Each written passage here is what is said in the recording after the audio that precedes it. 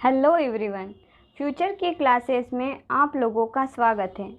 जैसा कि हम सब लोगों को पता है कि जेल प्रेरी का नोटिफिकेशन आ चुका है, जिसका पेपर नवंबर में संभावित है। सो जेल प्रेरी को टारगेट करते हुए हम लोग एक बैच स्टार्ट कर रहे हैं, जिसके साथ ही हम MPPSC के सिलेबस को भी कवर करेंगे।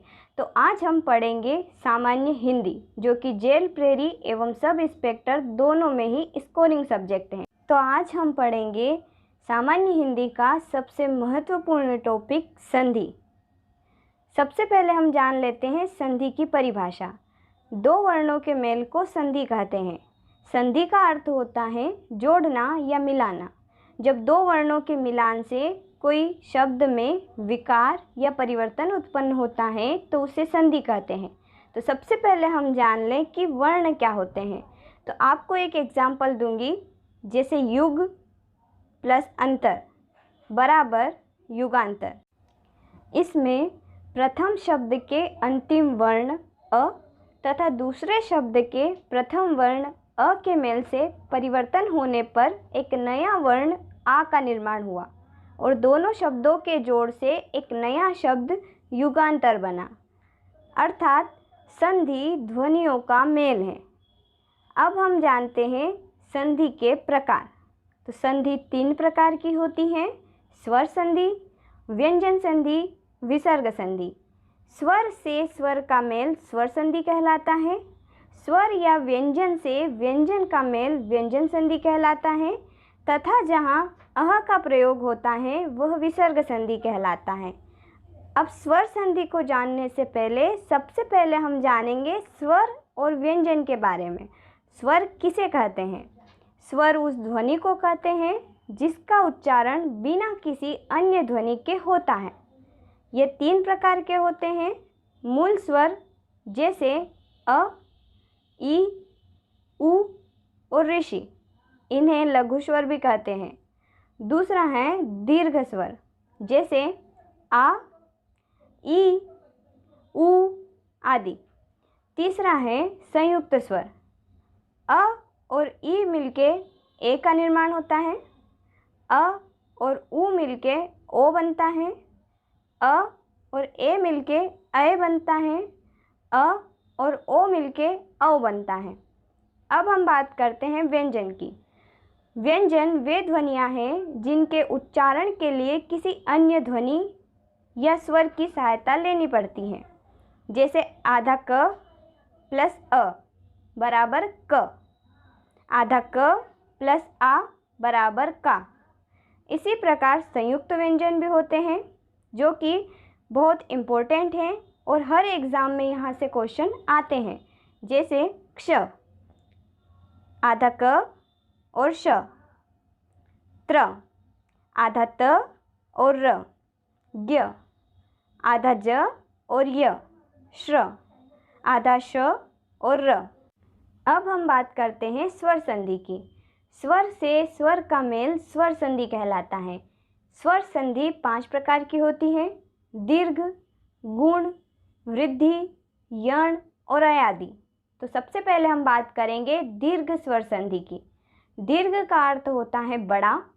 जब दो छोटे स्वर मिलकर एक दीर्घ स्वर का निर्माण करते हैं तो दीर्घ स्वर संधि बनती है, जैसे अ और अ मिलके आ बनना, अ और आ मिलके आ बनना। एग्जाम्पल: युग प्लस अंतर बराबर युगांतर। युग के ग में अ तथा अंतर के प्रथम वर्ण अ से मिलकर गा बना, अर्थात आ। दूसरा एग्जाम्पल है रवि प्लस इंद्र बराबर रविंद्र। तो आप यहाँ देख सकते हैं वी में छोटी ई की मात्रा और इंद्र में भी छोटी ई, जबकि रविंद्र में बड़ी ई की मात्रा, अर्थात दीर्घ स्वर का निर्माण। तीसरा एग्जाम्पल है गिरी धन ईश बराबर गिरीश। री में छोटी ई की मात्रा, ईश में बड़ी ई की मात्रा, दोनों मिलके बड़ी ई की मात्रा, तो दीर्घ स्वर संधि होगी। अब अगला एग्जाम्पल हम देखेंगे गुण स्वर संधि का। इसे पहचानना बहुत ही सिंपल है। इसमें शब्द में हमेशा सिंगल मात्रा आएगी। अगर हम किताबी भाषा में बोलें तो दो स्वरों के मेल से तीसरा नया स्वर बनता है तो उसे गुण स्वर संधि कहते हैं। यहाँ मैं बात कर रही हूँ संयुक्त स्वर की, जो कि हम पहले आपको बता चुके हैं। तो आइए हम देखते हैं कि गुण स्वर संधि को कैसे पहचानें। तो देखिए, अ और ई मिलके ए का निर्माण। एग्जाम्पल, देव प्लस इंद्र बराबर देवेंद्र। व में अवर्ण और इंद्र में ई, दोनों मिलके ए का निर्माण। वे में ए की मात्रा। दूसरा एग्जाम्पल है स्व धन इच्छा बराबर स्वेच्छा। व में अवर्ण और इच्छा में ई वर्ण, दोनों मिलके ए का बनना, जैसे व में ए की मात्रा। दूसरा एग्जाम्पल है अ या आ से उ और उ मिलके ओ का बनना, जैसे ज्ञान प्लस उदय बराबर ज्ञानोदय। न में अवर्ण का होना और उदय में उ, तो अ और उ मिलके औ का बनना, जैसे नो। अगला एग्जाम्पल है पर धन उपकार बराबर परोपकार। र में अवर्ण और उ, दोनों का मिलके ओ बनना, रो में ओ की मात्रा। अब अगला जो सबसे महत्वपूर्ण एग्जाम्पल है इसका, जो ऐसे क्वेश्चन आता ही है, अ और ऋषि का मिलकर अर का बनना, जैसे सप्त प्लस ऋषि बराबर सप्तर्षि। त में अवर्ण और ऋषि का मिलके अर का बनना। ऐसे ही देवर्षि, महर्षि और राजर्षि, इनमें भी गुण स्वर संधि होगी। अब हम बात करते हैं वृद्धि स्वर संधि की। तो पिछली वाली संधि गुण में हमने देखा था कि एक मात्रा, तो हम इसे ऐसे याद रख सकते हैं कि वृद्धि मतलब मात्रा की वृद्धि, अर्थात इसमें शब्द के ऊपर दो मात्राएं होगी, जैसे अ की मात्रा, औ की मात्रा। उदाहरण देख लेते हैं। एक प्लस एक बराबर एक एक। पहले वाले शब्द में अ और दूसरे वाले शब्द के प्रथम अक्षर ए में मिलके आई की मात्रा बनना। इसी प्रकार सदा धन एव बराबर सदैव। महा धन औषध बराबर महौषध। सभी में ऊपर दो मात्राएं हैं, तो इसे पहचानना सबसे सिंपल है। अगली संधि है यण स्वर संधि। य, र, ल और व का बनना यण स्वर संधि कहलाता है। जब कुछ स्वर आपस में संधि करने पर स्वर में न बदलकर य, र, ल और व में बदलते हैं, तो वहाँ पर यण स्वर संधि होती है। एक और चीज़ आप यहाँ नोटिस कर सकते हैं कि य, र, ल और व के पहले हमेशा आधा अक्षर आएगा, तो आप इसे इजीली पहचान सकते हैं कि यह यण स्वर संधि है। तो सबसे पहले हम उदाहरण देखते हैं। ई और अ से मिलकर य का बनना, जैसे यदि धन अपि बराबर यद्यपि।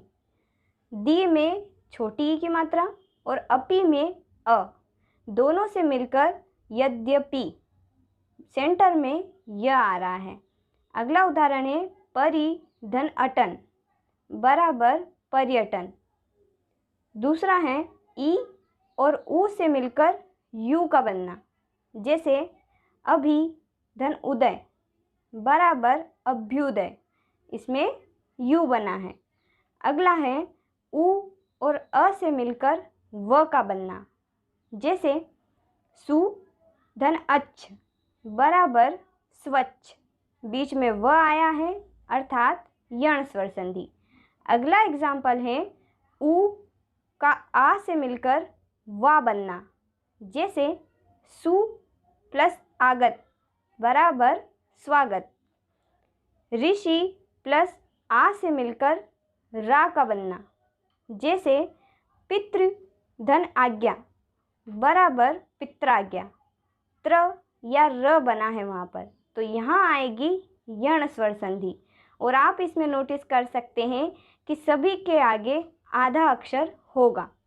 अब लास्ट संधि है हमारी अयादी स्वर संधि, जहाँ पर अ, आव, औ या आय बनता है वहाँ पर अयादी संधि होती है। इस शब्द में कभी भी आधा अक्षर नहीं होता है। ज़्यादातर 3 अक्षर से मिलकर शब्द का निर्माण होता है। जैसे अ और ए मिलके आय बनेगा। एग्जाम्पल देख लेते हैं। नए धन अन बराबर नयन। जैसा कि मैंने कहा था कि इसमें आधा अक्षर नहीं होगा, तो यहाँ आप इसे देख सकते हैं। शे धन अन बराबर शयन। दूसरा एग्जाम्पल है ए प्लस अ बराबर आय बनेगा। जैसे नए धन अक बराबर नायक, गए धन अक बराबर गायक। तीसरा एग्जाम्पल है ओ प्लस अ बराबर औ। जैसे भो धन अन बराबर भवन, पो धन अन बराबर पवन। नेक्स्ट एग्जाम्पल है औ प्लस अ मिलके आव बनेगा। जैसे पो धन अक बराबर पावक, पो धन अन बराबर पावन, भो धन अ बराबर भाव। तो इस प्रकार यहाँ पर हमारी स्वर संधि कंप्लीट होती है। अब हम बात करते हैं व्यंजन संधि की। एक व्यंजन का किसी दूसरे व्यंजन से अथवा स्वर से मेल होने पर व्यंजन संधि बनती है। जैसे आधा क प्लस अ बराबर ग। एग्जाम्पल देख लेते हैं। दिक धन अंबर बराबर दिगंबर। आधा क प्लस बड़ी बराबर गी। एग्जाम्पल वाक धन इश बराबर वागिश। एग्जाम्पल में आप देख सकते हैं कि प्रथम शब्द के बाद हमेशा आधा स्वर या हलंत आता है, तो इस प्रकार भी हम जान सकते हैं कि ये व्यंजन संधि है। अब हम बात करते हैं विसर्ग संधि की। विसर्ग ध्वनियाँ हमेशा स्वर एवं व्यंजन से अलग रहती हैं। यह ऊपर नीचे 2 बिंदुओं द्वारा लिखी जाती हैं। जैसे दुख, प्रायः, अतः। जहाँ 2 बिंदु आते हैं वहाँ पर विसर्ग संधि होती है। एग्जाम्पल मनः धन विज्ञान बराबर मनोविज्ञान, मनः धन रंजन बराबर मनोरंजन, यशः धन दा बराबर यशोदा। यहाँ पर हमारा संधि वाला टॉपिक कंप्लीट होता है। अगर आपको हमारा ये वीडियो पसंद आया है तो इसे लाइक एंड शेयर ज़रूर करें और हमारे चैनल को सब्सक्राइब करना ना भूलें। Thank you.